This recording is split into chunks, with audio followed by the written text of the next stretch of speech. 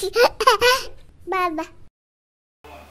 Hey everyone, so welcome to another episode of Girls Gone Child. For those of you who don't know, I'm Ash, this is Alicia, Yasmin and Brittany, and we're all young mums. And today we're going to be talking about life after labour and all the little struggles and different things we've found in each of our different experiences. So I guess we'll get started with Britt. Yeah, okay, so I have a long one because I have 3 kitties. But after Balin, my first child, I had postnatal depression for actually 4 months. It was a very long time. And I found that I just hid in the corner. I didn't want any bar of it. I fed him and then I gave him, I had a very good support group. I lived with all of my family and all my brothers and sisters at the time. And they all helped raise Balin. And even to this day, they are all super, super close and I couldn't thank them enough. But yeah, it was a very hard time. But then as I had another child, it got easier and easier. So after Eva, it took me about 2 weeks and I knew to look out for the postnatal depression. And I didn't get it this time, thank goodness. I had lovely Ash here to help me get through this. Like, you know, I had to be like, come on, battle with Ash, you know, get through it and raise Eva and Balin at the time. And then with Atlee, it was the next day, I was up and I was moving. With Balin though, when I had his labour, I had the suction, so I was quite sore and I didn't want to move. I was like, oh, I'm bruised down there, you know, it's hurting, I cannot move. I was very dramatic. Then with each baby, obviously the labours got easier as well, and I found that the healing after it was a lot better. So, and I did have a midwife with Evsy afterwards. And she was very helpful. She, you know, helped me guide through and say, come on, let's do this. But yeah, I think as the more children you have, the easier it gets. Yeah. Okay, so Slider's wasn't expecting to go home after having a cesarean, so I stayed in hospital for the 4 days after, and in the hospital it was quite easy. Obviously you have the midwives and the nurses coming, all you have to do is press a buzzer and somebody's there, and we were quite lucky. Even though we were in the public system, Paul was able to stay with us in hospital, and so it was really easy. We were like a family straight away, so that was really good. But then the first night coming home, we actually slept all the way through, which was 7 hours straight, and Willow slept through, and we woke up and I called my mum and I was like, oh my god, we're the worst parents ever, I haven't fed her, she must be starving. And mum was just like, no, she's fine, you all needed the rest, and we just gave her a feed and she was fine after that, which was really good. And we were really lucky with her. She has always slept through the night. When she was a newborn, we did have to set ourselves alarms for her every 4 hours so that we knew to wake her up, and we actually had to strip her naked and like change her nappy and everything to fully wake her up. Otherwise she'd just fall straight back asleep as soon as she was on the breast. So that was quite interesting, having that side of things, because all you hear is you're not going to get any sleep, whereas even though it was broken sleep, we were having good sleep. And then after that, I was actually really lucky to be part of this, it's called the midwifery group program, where a midwife comes out and sees you every 2 to 3 days for the first 6 weeks of the child's life. And anytime I had a question or anything like that, I just called or texted her and she was there. So that was really good. The thing I struggled with the most was the dressing after labour and breastfeeding. Nobody tells you how to dress for breastfeeding, that you can't wear dresses unless you want to hitch them up, or no high neck shirts and things like that. So I found that really difficult, because you were so used to dressing for pregnancy, which is a change in itself, and having a big belly and all that sort of thing, and then you have this baby and you've got this gushy waterbed belly that's like not soft, but it's not hard, and you're not ready for it. So yeah, I found that's pretty much, you feel like you're slim, but you ain't. Yeah, you put something on, that's not fitting. And you feel like you're skinny mini. And yeah, you put it on, you're like, oh my god, that's not what it's meant to look like. And then you get down about it, but yeah, no, you have to push past that. Yeah, so I found that was really difficult for me. So you have 1,000 visitors in the first couple of weeks, and everybody wants to come and see the baby, but you're adjusting to being a mom, and no one cares about you. Yeah, no one cares really. You want the baby. Yeah. Oh, baby. Yeah. But yeah, it was really hard for me, but I found if you got up and got dressed and did your hair and put your makeup on and just put, even if it's tights rather than track pants and things like that, it just made the day seem easier to tackle and you felt prepared and ready. So the same way you'd start your day normally by getting up, having a shower, I found if I did that while having a newborn, I was ready for the day. And I think you do rely on the dad to really help you out at that point in time. So you go, you need to look after them. I need to have my shower, do my hair and do my makeup, which is okay to do. You know, you can't feel bad about that either. You know, you have to say, well, I need to tackle this day. And we are all adjusting, especially for your first child. So yeah, I think the dad, it is a big role for a dad to step up. But in that time, it gives them then time to bond also, because you are breastfeeding or you are giving them the bottle, and that's your time to bond with your new baby. But the dad doesn't get that time to bond. So to help the dad bond, I think, you know, give them to them for that hour while you get ready, and it helps you both tackle the day then. As well. Don't just... That is a good point. Don't just think you have to do it all. As well. And it's probably a lot easier, like, thinking about it that way, like, you know, this is just baby and dad time, where they get their bonding time, rather than thinking, oh, this is my me time. That was something that, because that is going to be something that's going to make you feel bad. You do struggle with that. You know, but they need me, but they're fine, they sleep. And they're allowed to go, what, sleep. 3 to 4 hours, I think, is out of feed, so you've got 3 to 4 hours to get yourself ready. And I mean, you probably aren't going out for the day, but still get yourself ready. Still get up, because like Alicia said, you also have visitors. Plus starting that routine. From day dot, it makes it so much less of a struggle than if you leave it for 2 months, now you're ready. And then when Daniel goes to work. You struggle and you have a freak out. It's horrible. And do that and learn how to, okay, baby's going to be okay in the little swing while I have to shower. Or, you know, put baby in a safe position where you know that it's going to be okay, and then do what you need to do, because like Yaz said, dad is going to go to work. So it's just all about adjusting and learning, which is, it is all hard. So if you do feel overwhelmed, it's okay. Don't feel bad, because it's like, you read all these stories about people say, oh, I brought my newborn home and it was just bursting with love and it was just beautiful, but that's not reality. Like, it's scary, you're tired, you do have a brand new baby, you don't know each other, and this baby has its own little personality that you need to learn. And if you're not feeling that love straight away, that's okay. Because I felt with Willow, I don't love her, I don't have this big burst of love. I was like, you're meant to my goodness, but give me 2 weeks, and I was learning like her little oohs and ahs and all of those sorts of things, and what cries what? You get that right, and that's because I don't believe that you love someone at first sight, so I felt like that with a baby, and I know that can sound harsh to a lot of people, but me personally, it was just learning this person, and then you love them, and now it's just like, oh my god, you've got that big burst of love that everybody talks about. It's funny you should say that, because that was when I had Heidi, it was the thing that I felt awful about in hospital, and I was like, is it the drugs? Like, is it because, you know, I had the C-section, and I thought, is it the drugs that are making me feel a little bit loose? Because I'd look at this baby, and I'd be like, I love you, but I can't quite get my head around the fact that you're mine. And like, in my own head, I was like, I don't love you. Like, I love you, but I'm not completely, helplessly in love with you. More than I've ever loved myself, and that sounds awful, but it takes a couple of weeks, but then I was like, you know, I'm totally in love with you, and you really do fall in love with them. And it just keeps going. Like, even today, Heidi does things that I'm like, oh my god, I love you even more today. Because now you've said, I love you, or something like that. You know, they do something new, and you realise you love them that much more just for that one new thing. So it is a falling in love process, and women should not feel bad if they don't feel this overwhelming, amazing I think it's the same how the dads feel, because the mums have a lot of pressure to feel instantly in love. And I guess it's just the way we feel as the same as the dads do. You know, they don't get that instant connection. It's a bond that's built. So I think it's the same. I'm a team dad here today. You're a dad.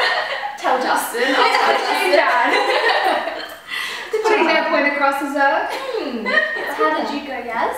Well, my story was a bit different, because Esther was in the ICU for the first week, so my love for her was pretty instant, because as soon as she came, she was taken away.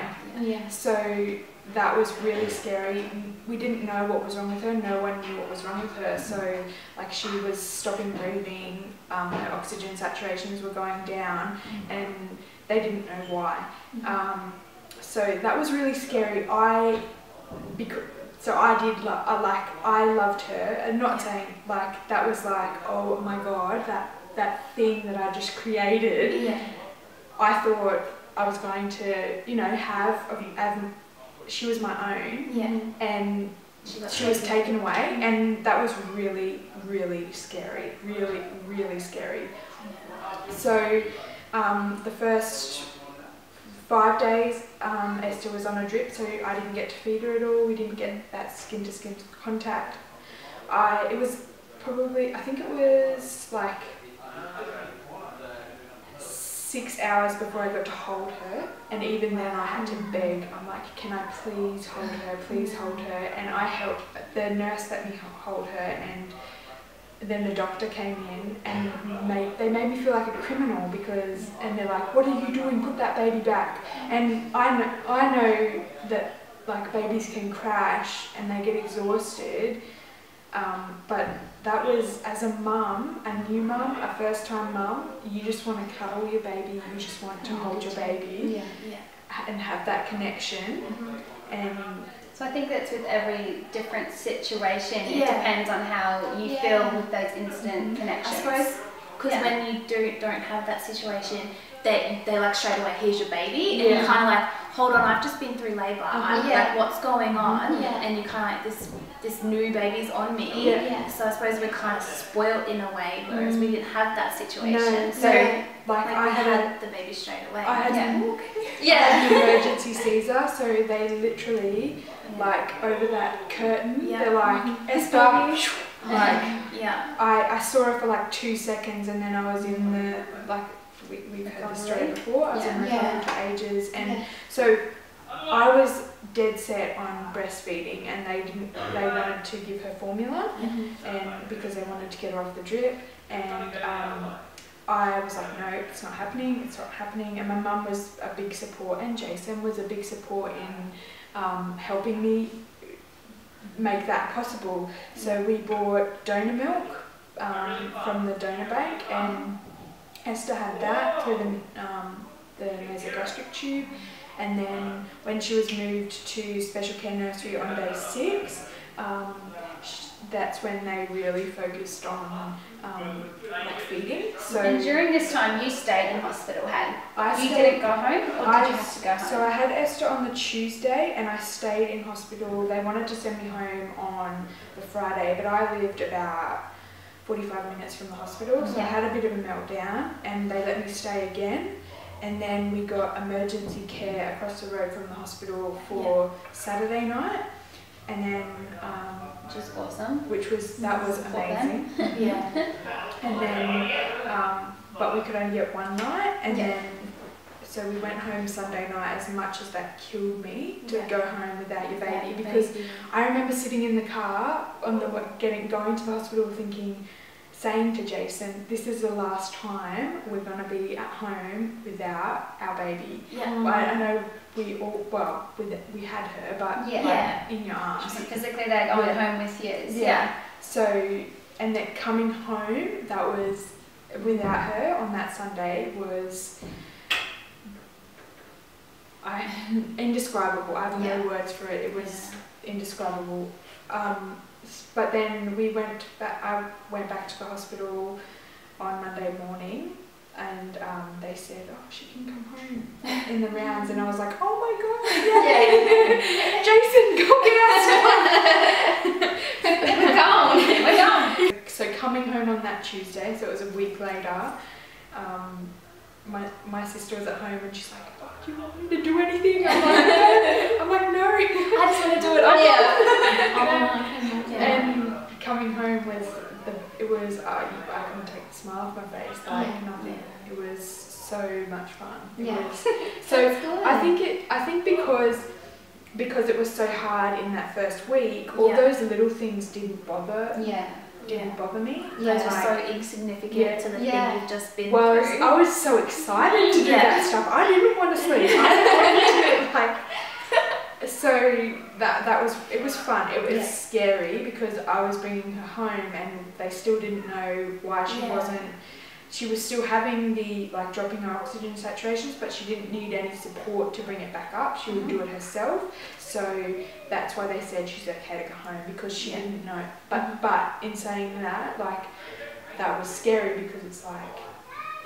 When will you know if she's dropping her oxygen and if she's going to pick it up? Yeah, exactly right. It's just a close monitor, I guess. You'd be scared to go to sleep and close your eyes and not know if she's going to keep her oxygen levels. Did those mat things? Yeah, so my mum... What are those things called? Yeah, my mum bought those mats. They watch sleep underneath. They go under the cot sheet, and they tell you if baby's breathing. Yeah. That's clever. So, my mum bought those the night that we were...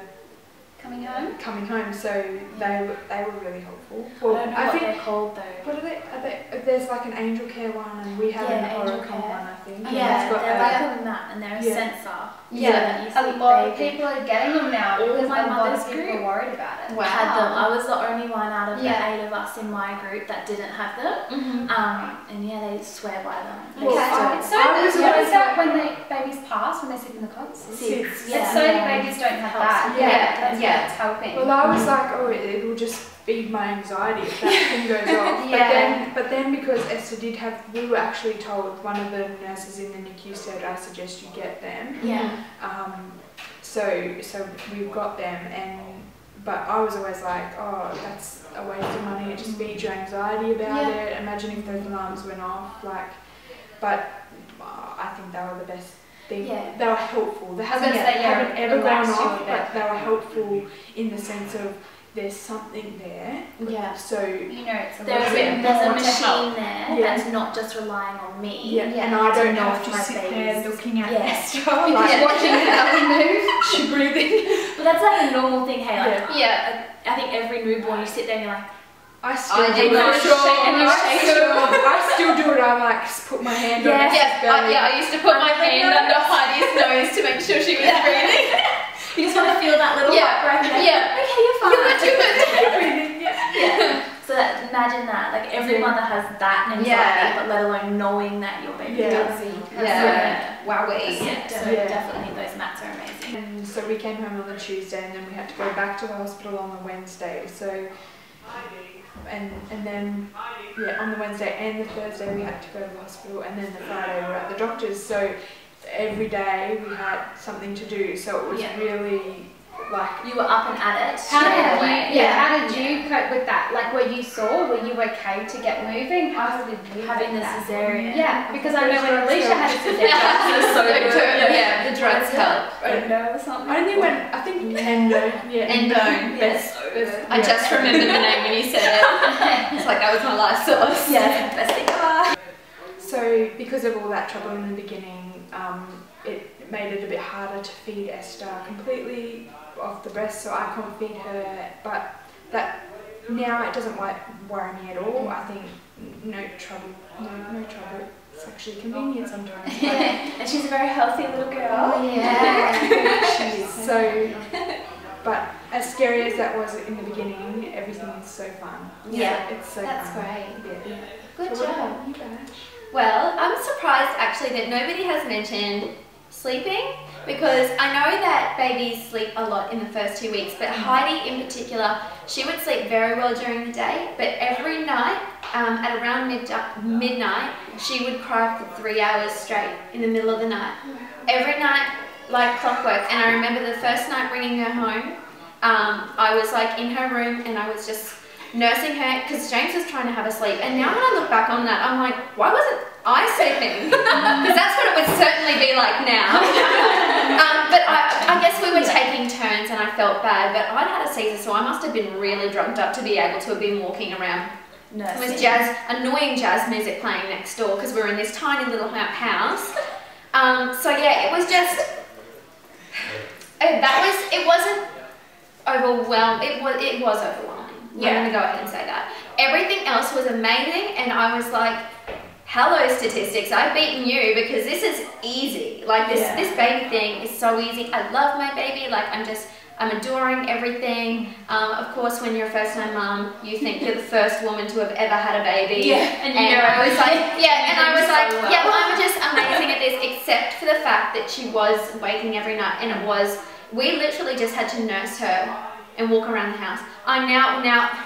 And bouncing that ball. Yeah, and we had a ball. That's right. We always bounce on this ball to put her back to sleep, an exercise ball, and I'm surprised she never got shaken baby syndrome. And Archie never did either. That's a way to lose baby weight. Is it? The ball. Yeah, but I couldn't do it too much because I had the Caesar. I was going to rip my scar.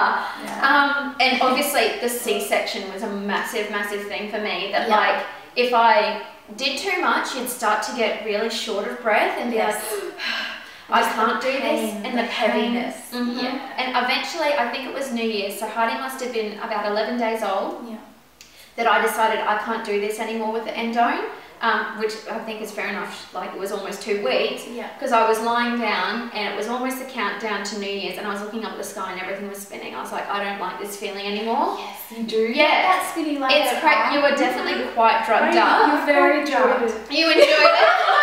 I couldn't do it. It frightened me. Yeah. So I was like, I need to stop doing this. And I think actually that's probably when it was a bit intensive for me, because there was still this pain there, and you still get this short of breath when you've done too much, and you're looking after this baby. But you were superwoman. You were up and at them. I can't believe it. You were walking. I'm like, you came to my house and you visited me, and you were like, hey, I'm here. I'm like, why are you moving? Why aren't you lying in bed? How are you not sore? No, it was pretty alright. I was shocked. Yeah, and that whole first year, I think that whole first year was made so easy having Brit around, because I think it would have been I would have been able to get overwhelmed and feel like I hear a lot of women saying they feel alone in that first year of childhood, but like I was with Brits every single day, and we were going shopping every single day, and I was like, I'm losing all this baby weight, and because we were walking around all the time, we always had babies in a sling, so we were always carrying them. So I found everything with Heidi, I just thought, this is easy. This is so easy.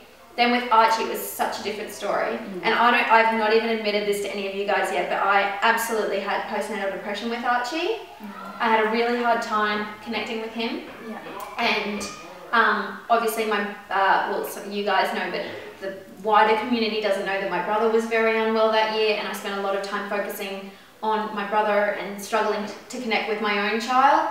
I fell off the YouTube scene for quite a while there, and I think I did have a struggle to connect with Archie, and I absolutely love him to death, but it took me a while to get, a fair bit longer to get into the routine of things, and I was dealing with Heidi, having no speech as well, so she's very much a baby, and she wasn't toilet trained, so the age gap was difficult, but now it's 100%, I love it now, because I say it all the time, they're such close friends. All the things that they do are all the same interests. They're all the same games, activities, shows, books. Everything is all the same. So it was good. I think I don't want to blame it on things that happened with my brother, but it was definitely put a weight on the whole thing. I think it definitely would have been, it would have been so much more manageable if there wasn't that. But that's life, and so you just get that, and And I think that time around I spent a lot less time with you, Britt, because I was here so much and trying to get on that journey, and it's so intense when you go, well, there's now so many kids running around all the time. You get to sit down and talk for 2 seconds, and then you're like, hang on, one of my babies is doing something. So it makes it a lot more hard, but we don't go to the shops anymore. No. We kind of catch up at home. There's a lot of online shopping going on. Yeah, a lot of online shopping. It is. It definitely. It's not easy. Like to say that. Like okay, 3 kids I find are easy to manage. I don't find it any harder than 2. But it does take a lot of time away, and you don't do. I think you go about things in a different way. So we don't go to the shop. We'll go to the park. Play centre. We play centres are amazing. You don't meet up at a cafe. You meet up at home for coffees, and you bring stuff to each other's home, and you know everything's safe. But I think the different things you do. I think we're lucky because we are all we're a group of girls with kids the same age, so it made it much easier. Whereas I know that I don't Chris is my best friend, but I don't see her as much anymore because she doesn't have kids, so she doesn't have the same interests. Yeah. And makes it a lot harder. Yeah. it does make it I think that was it the is. winning point with me and Ash. Like we Yeah. always had each other. Yeah. And we both have kids. At the same age. At the same age. Like we're Yeah, that lucky was together. hard. Like it's just we're lucky we get along. Yeah, there's that too. so yeah. We're also friends on some level. No, we are. He's like best friends. Yeah, I don't think we've ever had an argument. You're the only friend I've never had an argument with. That's That's good. something, yeah. That's pretty decent. It's pretty easy. I've never argued with Britt either, but Yeah. Oh, don't be a sister. I'm just good easy to live it. she's perfect. Yeah. How dare you? But yeah, no, other than that, I think everything was pretty easy with Heidi, and I adjusted with Archie, but it was that little bit more difficult. But it was always going to be with 2 young children. That's the reality of it. But even after a few months, it was well and truly worth it because they were just, and you would know with Eva and Atlee, they're not quite as close in age as Heidi and Archie, but they are close in age, and it's a lot more intense, but they're going to be such good friends. Let's hope so. Like, we really, We'll pull each other's hair out or something when they're girls. And then we get past that stage. Yeah. Chrissy are like best friends. Yeah, me and my sister are really, really close. The other one. The other sister. The middle one. so many sisters. Yeah, we were born really, really close. So yeah, we're like best friends now. You know, you have your moments to be with kids. Yeah. Hate each other, best friends hate each other. Yeah. But I did find the gap easier, as you were saying, but I found it easier with Balin and Eva. Okay. There was a 3-year gap. Yeah. I think that was perfect because Balin was old enough. He was like, He was obviously a like really a good helper. big brother. Yeah, he was able to talk. He was doing everything himself. Very independent Yeah. and then very helpful. Yeah. So I did find that gap compared to Eva and Atlee. So I've had the 2 gaps. Yeah, close Yeah. and far. Yeah, but I was lucky that I had my closer gap at the end. Yeah. I much prefer that. Yeah. Then if I had it first like you, Ash, Yeah. it went downhill. Yeah. So, if you guys have any similar stories or completely different stories that you want to share, put it in the comment box below, or even do a video response if you're feeling a bit Brave. brave. Also, I'm going to put a link below to a website that someone sent me this morning. I think it's called Baby Sleep Time. I'll just have to double check that one. And it's an amazing website that I've come across that would be just brilliant for mothers at any stage, which helps your babies sleep through the night. There are stories that suit every different type of baby there, and the main thing when, you know, getting sleep and everything, when you've got a baby, is that every baby is different. So if you've got a source where there are lots of different types of babies, there's that you can go to. So I'm going to put that link below, and yeah, I think that's about it. If you guys haven't seen the first episode and you're willing to go check it out, the sound isn't so great, but I'll put a link down below to that one where we talk about our birth stories. And other than that, I guess we'll see you guys next time.